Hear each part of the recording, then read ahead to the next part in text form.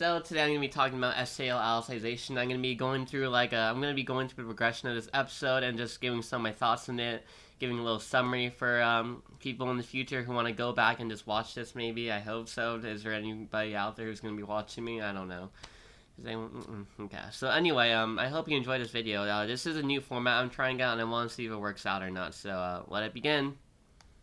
So we start out the episode with a scene of a young, blonde-haired boy named Yujiro swinging an axe at a tree. We see he's joined by a young Kirito, and they start to play around with each other, which, it's kind of adorable, just kids having fun. It's their job to cut down this gigantic tree, and over the course of 2 months, they'd hardly made a dent in it.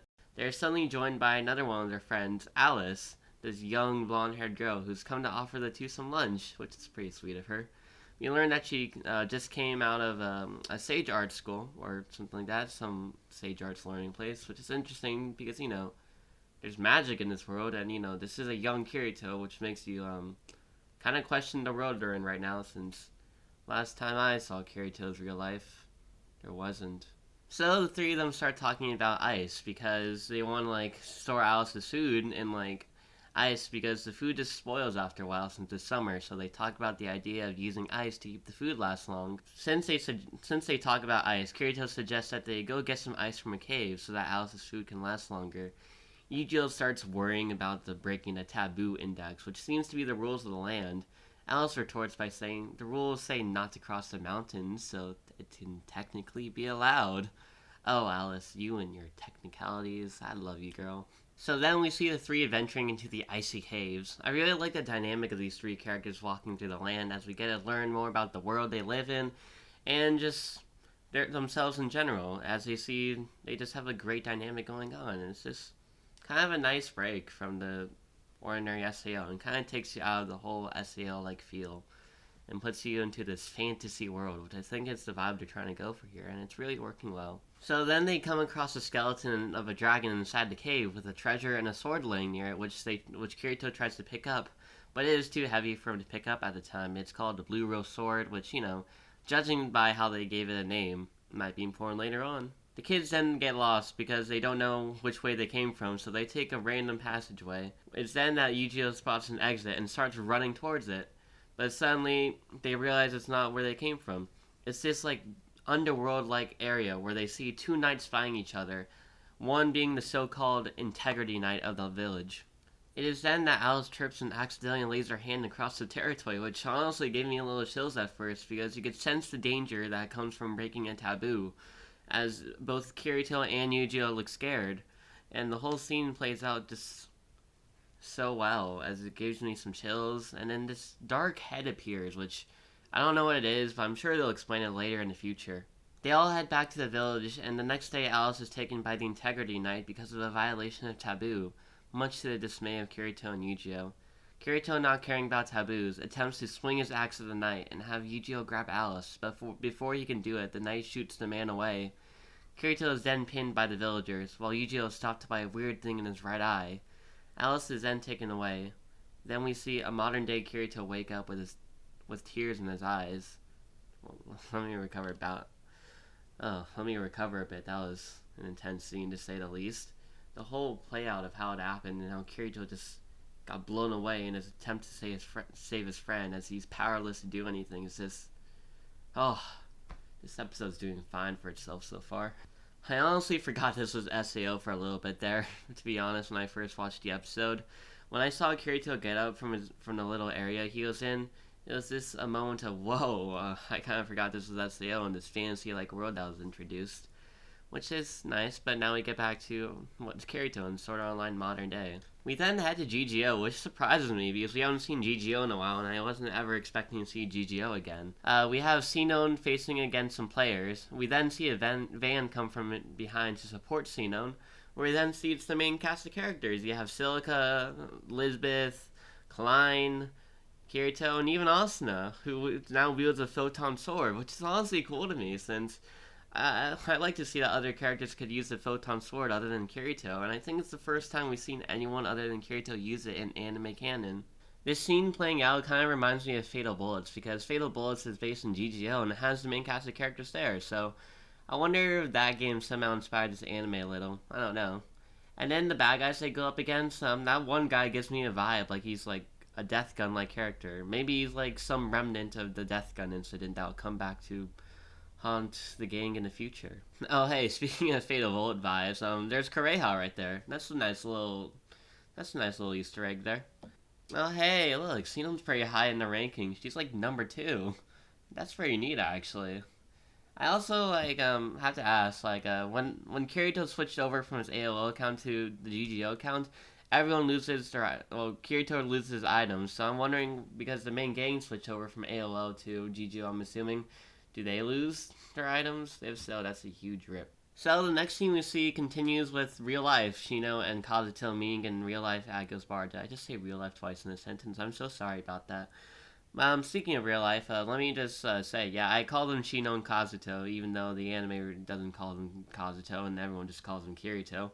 Because I think it's a nice touch, just to call them by their real names in the real life world. I know, that's just something I like to do, but I'll continue doing that. Sorry if it bugs any of you. So Shino asks Kazuto's unpredictability to help her in the 5th bullet of bullets.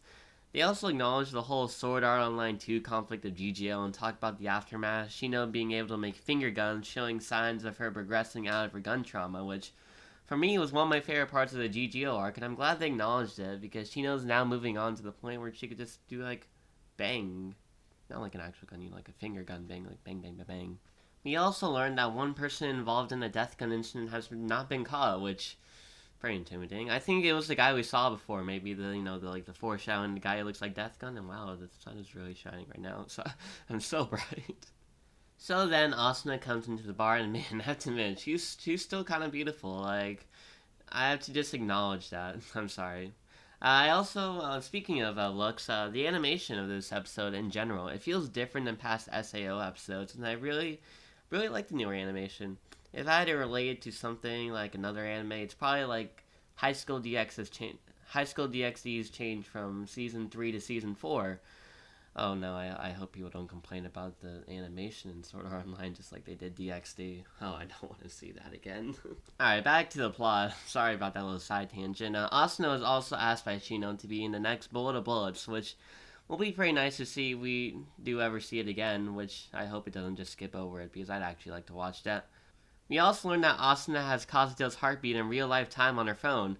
That's pretty sweet, but that's a little creepy if I have to say so myself. I guess it's understandable since all the situations Kirito has been in before involving Gun Gale Online and how his heartbeat almost ran out of control. So I guess she just really cares about Kirito, and that's just so sweet, you know? So they then talk about Kazuto's new job. He works as a tester for the company Wrath on a new full dive system. He doesn't retain memories of the dive experience though. This revelation has the gang then mention Diogma. This made me super happy to hear, as a reference to Orono Scale means that it's probably in the canonical timeline of the Sword Art Online anime.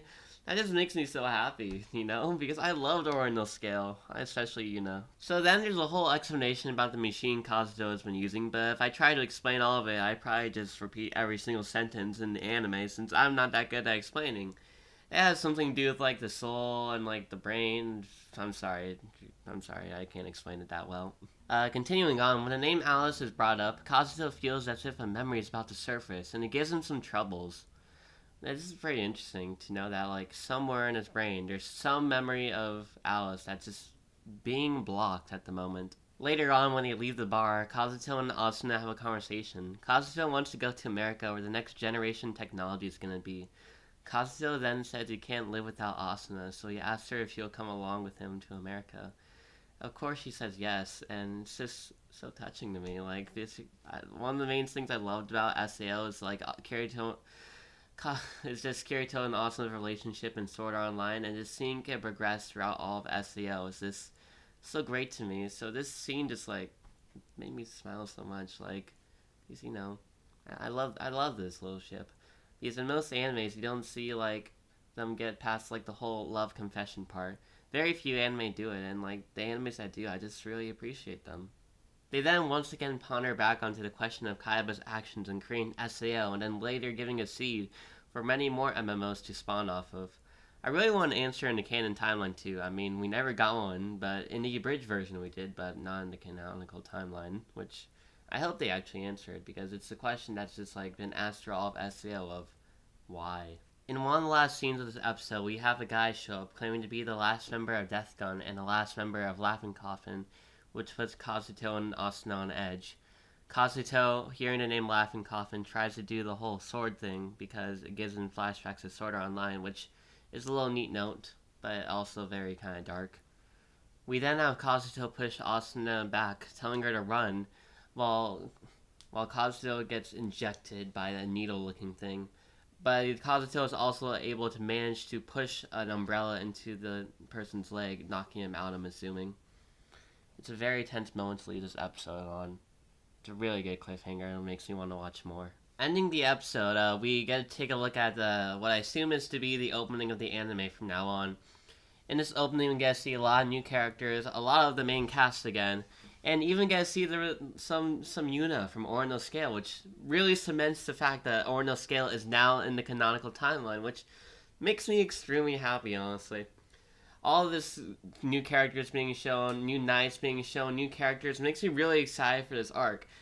And I think for a first episode, it really, hooks me in. I can't wait till Lee does a music cover of that now. It's another SAO opening she has to do now. There's a couple of things I want to point out in this opening. I'm not going to analyze it all. I just want to say a couple of things I liked other than all the characters being introduced. One of my favorite things is that Yujio's face when falling is just so adorable. And then, his little, relationship with Kirito, the whole, how they seem to be best friends. It's just so cool, and I'm going to be so excited for that dynamic in the future. So, overall, what did I think of the first episode of the Alicization arc? Well, as a fan of SEO, I could say that I loved it. I loved the new world they introduced. It intrigued me more than ALO ever did, more than Gun Gale Online ever did. And speaking of Gun Gale Online, to a return of Gun Gale Online with our main cast was something surprising, but also a nice little treat. To get us just a little side thing going before the whole adventure starts. To see our whole Kirito and Asuna still being a thing. Kirito advancing as a person, and getting a new job and all that, going to a new full dive experience. It's just amazing. Not to mention the opening makes me pretty hyped for future events in the future. Did I say future events in the future? Double future. And I loved how they made Ore no Scale canon. I cannot get that, clear enough. I'm glad they made the movie canon. So, this new adventure SAO is going to be nice. I love the new characters. I love the overall, what happened in this episode with Kirito and Yujio and Alice, because, when Alice was taken away, you could feel Kirito's, regret, and you could feel, Yujio's, wanting to, go at them. Yujio's cowardice, not cowardice, but he was kind of, scared, kind of, afraid to go against, the law, per se, or just a little, not as strong as Kirito, as we see, which will probably be further expanded on the arc, and, oh my, it's just, sorry, excuse me. I hope to do this type of format for all the SAO Alicization episodes, because I want to try to do a weekly thing that I could do easily. I want to try to focus on this arc a lot, and I'm excited to see what it does. I like the new animation, the new music, and that's it, I guess. Did I forget to say that, hello, my name is Sean Scobie on this channel, Scobie? I guess I did. So, hello, my name is Sean on this channel, Scobie, and today it's the end of the video, so I hope you all have a good day. I'm Sean on this channel, Scobie. I hope you enjoyed this anime as much as I did. Thanks for finding me those pictures, Joseph. Joseph was my friend to help me find those pictures I used throughout the video. So let me just show some mean images while I play one of his favorite openings, which is Courage.